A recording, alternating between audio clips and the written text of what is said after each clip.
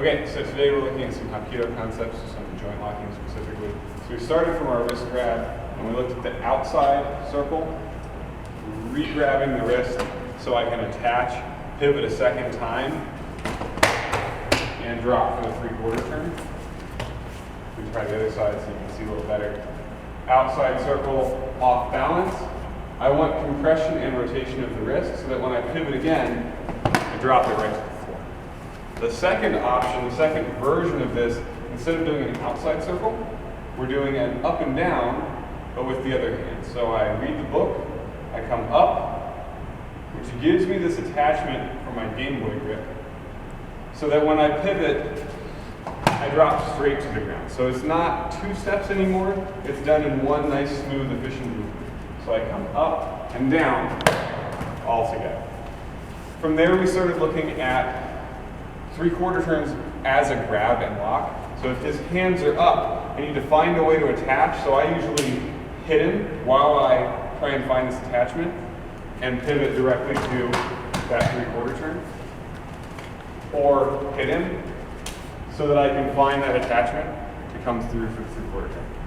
Then we looked at some that are a little bit fancy, a little bit less practical. Let's switch. As he throws the jab, I'm going to split entry. So I parry and hit, or hit, to make almost that same position. I roll the hand around to hit him.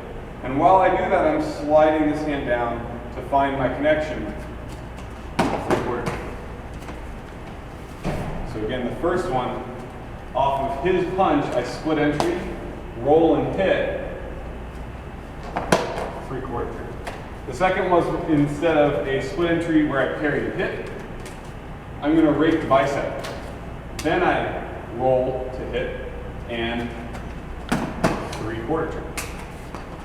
The last one, because I'm a little concerned that he has a fist here, I'm going to elbow destroy. I get my face out of the way and I replace it with an elbow so that hopefully he hits it and immediately has less of a fist.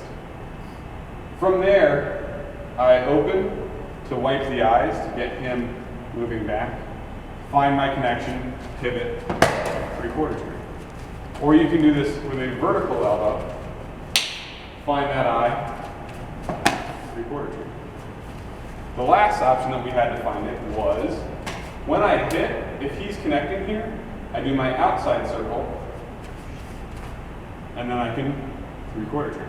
I can either pivot once, and then a second time, or I can roll straight to it if I back pivot the other way. So a whole bunch of 3/4 turn options. Then the last one we did was a half turn. So I come up, I pull and push to off balance, keeping his wrist above his shoulder. So here is the half turn. Make sure you're not bracing the wrist. Usually this fails, the elbow pops up, in which case I'm going to roll through it to the chicken wing.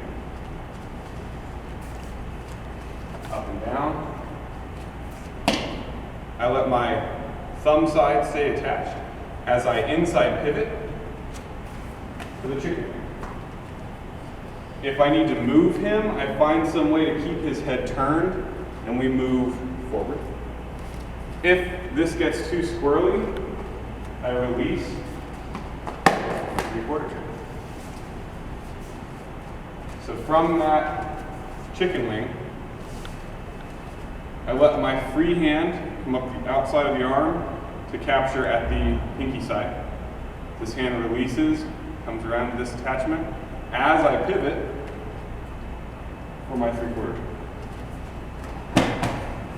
We bring it all back around to different ways of finding that 3/4 turn in a Hapkido type context.